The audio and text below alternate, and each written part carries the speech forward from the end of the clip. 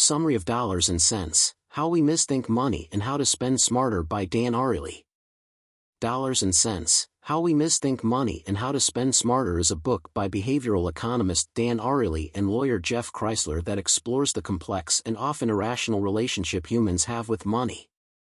The authors delve into the psychological factors that influence our financial decisions and offer insights on how to make better choices with our money.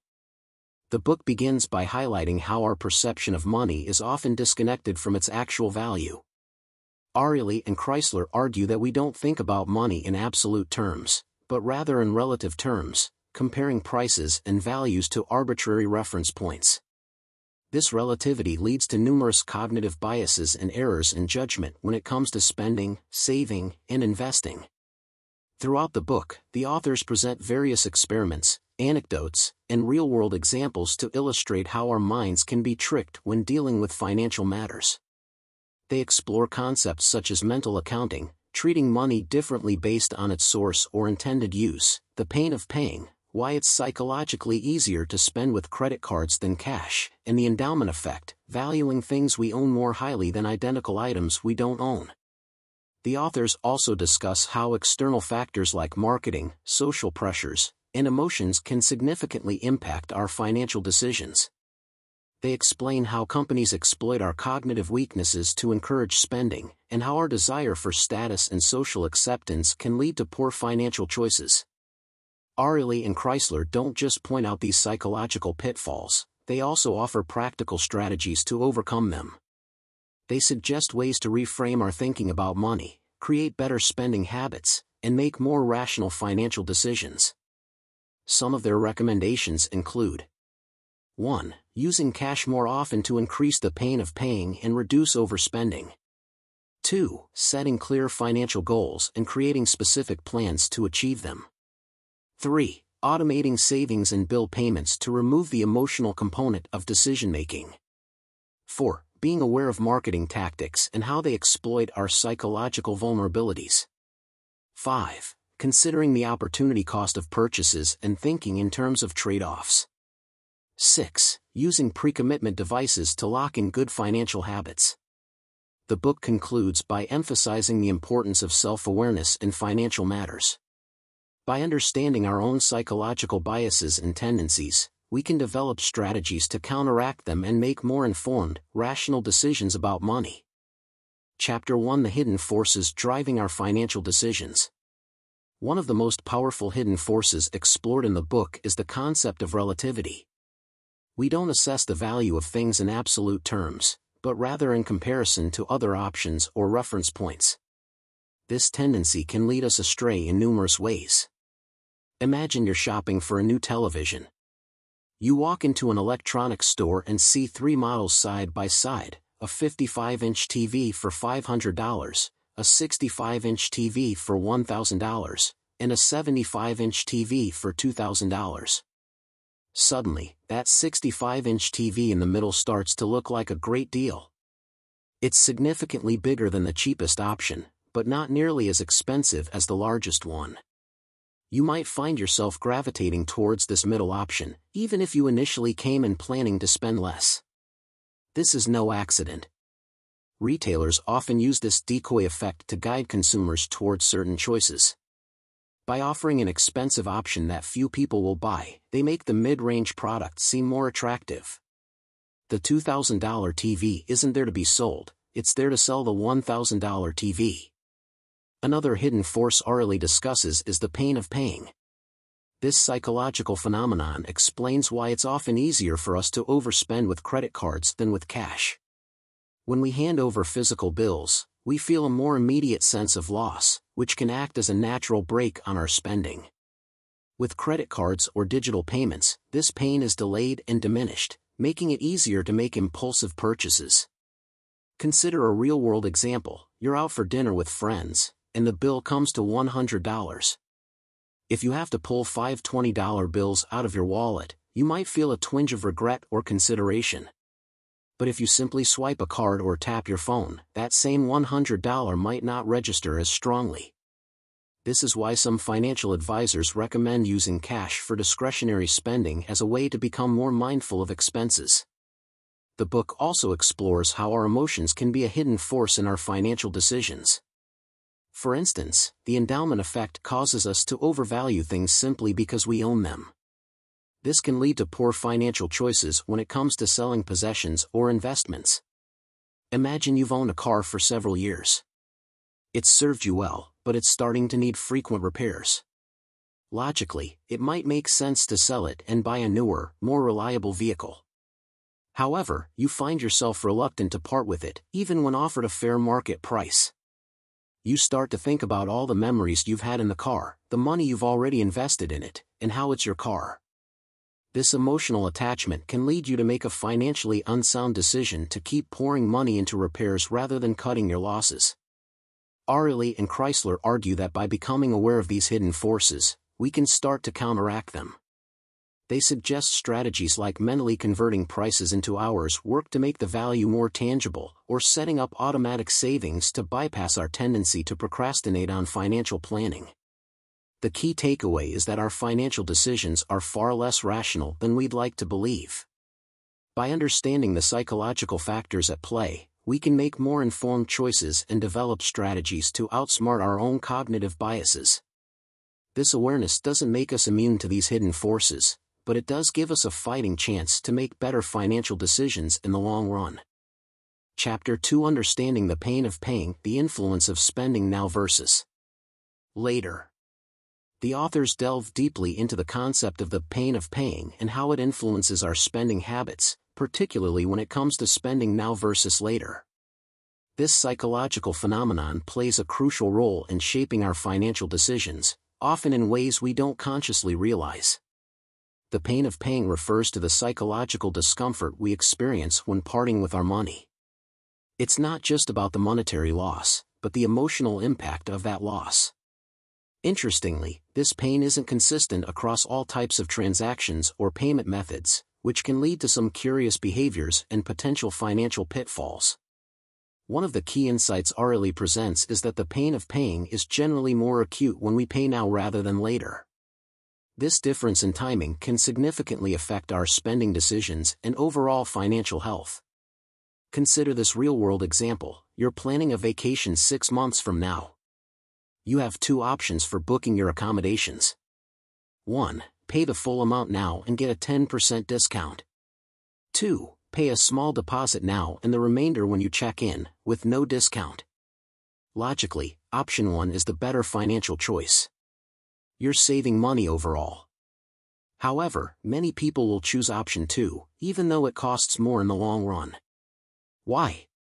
Because the pain of paying the full amount now feels more intense than the prospect of paying later, even at a higher total cost.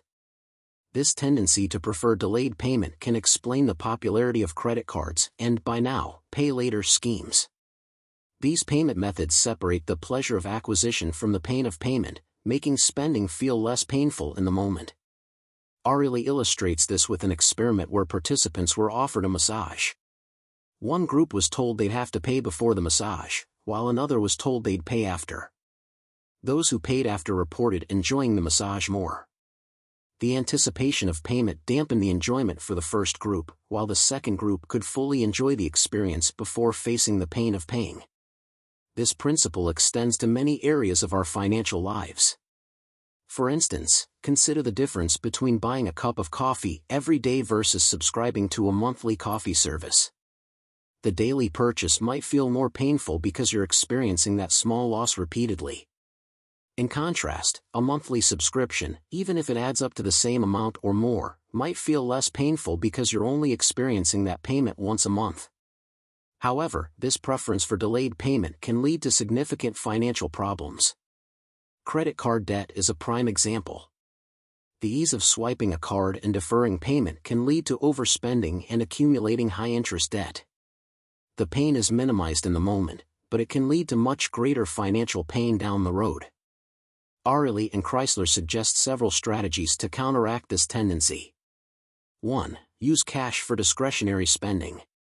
The physical act of handing over money increases the pain of paying, making us more mindful of our spending. 2. Mentally couple the payment with the product or experience at the time of purchase. For example, when using a credit card, imagine the money leaving your bank account immediately. 3. Set up automatic payments for recurring expenses. This reduces the number of individual painful moments and helps ensure bills are paid on time. 4. For large purchases, consider imposing a waiting period on yourself. This can help separate the emotional desire to buy from the rational decision-making process. 5. Try to front-load the pain by paying for things in advance when possible. This can lead to more enjoyment of the product or experience when you actually receive it. Understanding the pain of paying and how it affects our choices between spending now versus later is crucial for making better financial decisions. By recognizing this psychological tendency, we can develop strategies to ensure our spending aligns more closely with our long-term financial goals, rather than being driven by short-term emotional responses. Ultimately, Ariely's work reminds us that awareness is the first step towards improvement. By understanding the hidden forces driving our financial decisions, including the pain of paying, we can start to make more conscious, rational choices about our money. Chapter 3: The Impact of Mental Accounting on Financial Choices. Mental accounting is a fascinating concept that Dan Ariely delves into with great depth in Dollars and Cents. At its core, mental accounting refers to the cognitive process wherein individuals categorize and treat money differently based on arbitrary criteria such as the source of the money, its intended use, or its physical form. This compartmentalization often leads to financial decisions that, while seemingly logical within the constructed mental framework, deviate from optimal financial behavior. One of the primary ways mental accounting manifests is through the creation of various mental accounts for different expenses and income sources. For instance, a person might have separate mental budgets for dining out, entertainment, and savings. While such categorization may help in organizing finances, it often results in irrational spending patterns. For example, someone might be reluctant to tap into their savings account for a necessary but unplanned expense, choosing instead to incur high-interest debt on a credit card because savings and debt are mentally compartmentalized into distinct accounts. Moreover, the concept of found money illustrates another common mental accounting bias. Money that comes as a windfall, such as a tax refund or a bonus, is frequently viewed as different from regular income.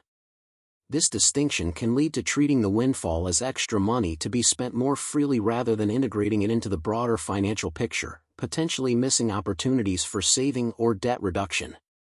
Recognizing and acknowledging the existence of mental accounting is the first step towards improving financial decision-making. For instance, integrating all sources of income and treating them uniformly, regardless of their origin, can encourage more rational allocation of resources. Similarly, consolidating expenses into a single budget rather than multiple mental accounts can provide a clear overview of one's financial situation, facilitating better management and planning. To overcome the biases induced by mental accounting, individuals can adopt several strategies. One approach is to use concrete financial tools and apps that provide a comprehensive view of income and expenses, effectively neutralizing the arbitrary separations imposed by mental accounting. By maintaining a holistic perspective on finances, it's easier to make decisions that align with long-term financial goals rather than succumbing to the short-term satisfaction of compartmentalized spending. Another effective method is to implement rules and guidelines that govern financial behaviors across all accounts. For example, setting a standard savings rate or a debt repayment strategy that applies universally can mitigate the pitfalls of mental accounting and promote consistency in financial management. Chapter 4: The Power of Ownership. Dan Ariely delves into the concept of the endowment effect, a psychological phenomenon that influences how we value our possessions. The endowment effect essentially posits that people tend to ascribe more value to objects simply because they own them. This inflated sense of worth leads to a myriad of financial decisions that, more often than not, are suboptimal. Ariely emphasizes that once we take ownership of something, be it a physical item, an investment, or even an idea, our perception of its value becomes skewed. We begin to see our possessions as more valuable than what the market deems them to be. This can be particularly problematic when it comes to making rational decisions about selling or parting with these items. For instance, a person might hold on to a used car or a piece of antique furniture and demand a price that far exceeds the market value simply because they feel a personal connection to it. To elucidate this concept, Ariely provides numerous real-world examples.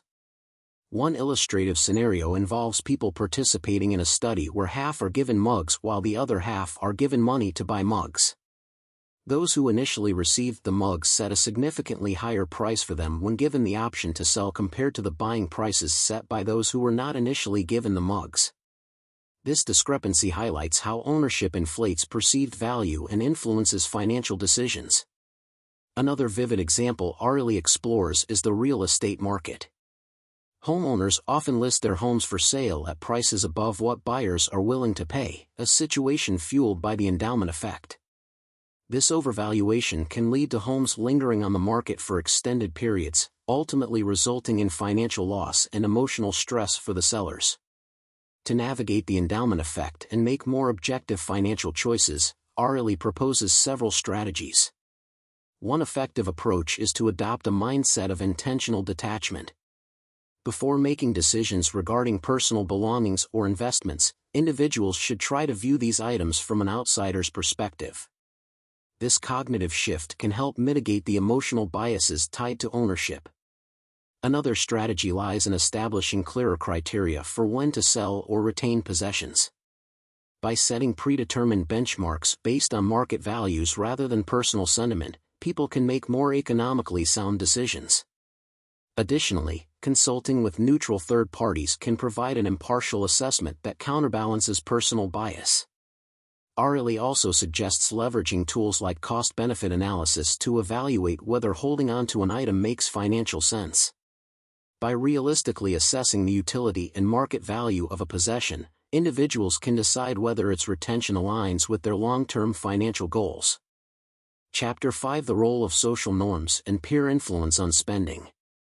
Social norms and peer influence exert a significant impact on our spending behaviors, shaping our financial decisions more than we often realize. Humans are inherently social creatures, and we tend to conform to the behaviors and expectations of those around us. This deeply ingrained tendency to align our actions with social norms can sometimes lead us astray from our personal financial goals. When we observe our peers engaging in certain spending behaviors, whether it's purchasing the latest tech gadget, dining at upscale restaurants, or taking extravagant vacations, we feel a subtle, or sometimes not so subtle, pressure to do the same. This phenomenon is driven by a desire for social acceptance and the fear of being perceived as less successful or less affluent than others. For instance, seeing a friend post pictures of an exotic holiday on social media might spur an urge to book a similar trip, even if it means straining one's budget or dipping into savings. The influence of social norms isn't just limited to peers. Societal expectations also play a pivotal role. Cultural constructs around events such as weddings, holidays, and even casual social gatherings often dictate spending levels. Consider the ubiquitous expectation of buying expensive gifts during the holiday season or the cultural norm of hosting a lavish wedding. These societal pressures can lead individuals to spend excessively in order to meet or exceed these expectations, sometimes at the cost of their long-term financial health. To resist these social pressures and make more independent financial choices, one effective approach is cultivating a strong sense of personal financial values and goals. Being clear about what truly matters in terms of financial security, future planning, and personal satisfaction can provide a sturdy anchor, preventing one from being swept away by societal and peer-induced spending currents. Regularly reviewing and reminding oneself of these values and goals can reinforce the commitment to prioritize them over fleeting social influences. Another strategy is to practice conscious decision-making. Before making a purchase, particularly one that feels socially motivated, it's beneficial to pause and reflect on the underlying reasons for wanting the item or experience. Asking questions such as, do I need this, or do I want it because everyone else has it, or will this purchase add long-term value to my life, can help in distinguishing genuine needs from socially influenced desires. Additionally, surrounding oneself with like-minded individuals who prioritize financial wellness can create a supportive environment that counterbalances broader social pressures. Engaging in conversations about personal finance, budgeting, and saving within one's social circle can normalize prudent financial behaviors and reduce the impact of peer pressure. Lastly, employing behavioral strategies such as setting specific spending limits and using tools like budgeting. Chapter 6: Financial Tools and Strategies for Rational Decision-Making. The labyrinth of financial decisions and the irrational behaviors that often guide them. Understanding the quirks of human psychology is key, but equally important is equipping oneself with rational tools and strategies for better decision-making. One such approach is effective budgeting. The traditional method of merely listing income against expenses can be vastly improved by incorporating behavioral insights. For example, setting up separate accounts for different categories of spending, such as groceries, rent, and entertainment, can help in visualizing constraints and controlling excess expenditure more effectively. This concept, often termed envelope budgeting, leverages the tendency of mental accounting to create a more disciplined spending environment. Saving, often seen as a tedious task, can be approached more strategically by integrating behavioral nudges that make it less painful and more automatic. One effective strategy is the pay yourself first concept, where a portion of your income is automatically routed to a savings account before you even see it. Additionally, employing commitment devices like recurring automatic transfers to savings or investment accounts can minimize the friction of decision-making and ensure consistent growth of savings. When it comes to investing, the application of behavioral principles is crucial to avoid common pitfalls like overconfidence, short-term biases, and herd behavior.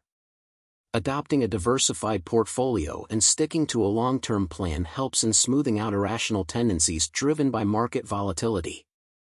Tools like robo-advisors are also beneficial as they remove emotional biases, providing algorithm-driven insights based on data rather than sentiment. Case studies in behavioral economics often highlight the successes achieved through these strategies. Take, for example, the case of Save More Tomorrow, SMART, program designed by Richard Thaler. This initiative allowed employees to commit a portion of their future salary increases towards retirement savings.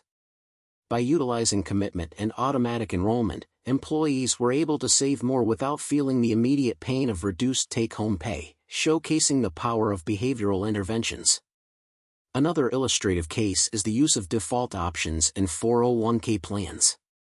By making enrollment automatic and less employees opt out, participation rates have significantly increased.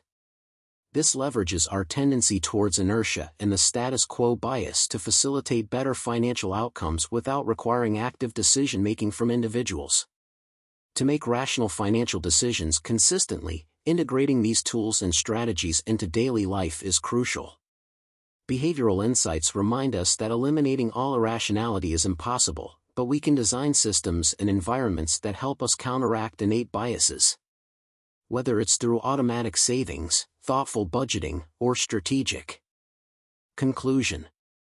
Throughout Dollars and Cents, Dan Ariely provides an eye-opening exploration of the irrational behaviors that govern our financial decisions. By delving into various psychological biases and social influences, Ariely and co-author Jeff Kreisler effectively highlight the often overlooked subtleties of money management. This journey through behavioral economics reveals not only the common pitfalls in our spending and saving habits but also underscores the potential for change and improvement. One of the key takeaways from the book is the understanding that our relationship with money is deeply intertwined with emotional and psychological factors. As outlined in the discussion about the pain of paying, Ariely explains how immediate gratification often overrides long-term financial goals, leading us to make impulsive purchases. By recognizing this tendency, we can adopt strategies to mitigate impulsive spending, such as using cash instead of credit cards or creating deliberate pauses before making a purchase. Mental accounting, another concept discussed at length, shows how we mentally categorize money, often leading to suboptimal financial decisions. For instance, we may treat a tax refund differently than regular income, resulting in less prudent spending. By becoming aware of these mental compartments, we can strive to make more objective and rational financial choices, ensuring that every dollar is used effectively. Ownership and the endowment effect also play a significant role in how we perceive the value of our possessions. We tend to overvalue what we own simply because we own it, which can impede objective decision-making regarding selling or parting with our belongings. By learning to detach our emotions from our possessions, we can make more economically sound decisions. Social norms and peer influence further complicate our financial landscape.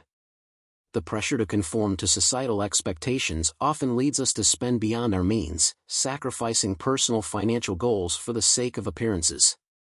Ariely suggests developing a strong sense of personal financial identity and courage to resist these external pressures, enabling us to make decisions that align with our true financial aspirations. To move toward more rational financial decision-making, the book offers various tools and strategies, such as better budgeting techniques and informed investing practices. By incorporating behavioral insights into these practical methods, individuals can manage their finances more effectively and avoid common pitfalls. In summarizing the key insights and strategies from Dollars and Cents, it becomes clear that adopting a mindful and rational approach to our financial decisions can significantly enhance our financial well-being. By understanding the hidden forces that drive our financial behavior, we empower ourselves to make more informed and beneficial choices. The principles of behavioral economics not only illuminate our frequent financial missteps but also provide a roadmap to better financial health and more intentional living. As we move forward, incorporating these insights can help us create a more stable, fulfilling financial future.